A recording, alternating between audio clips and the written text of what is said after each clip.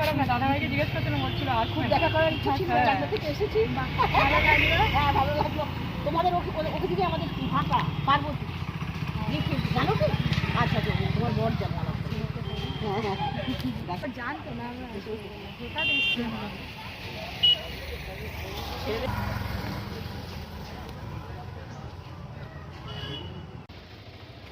Video না ছবি?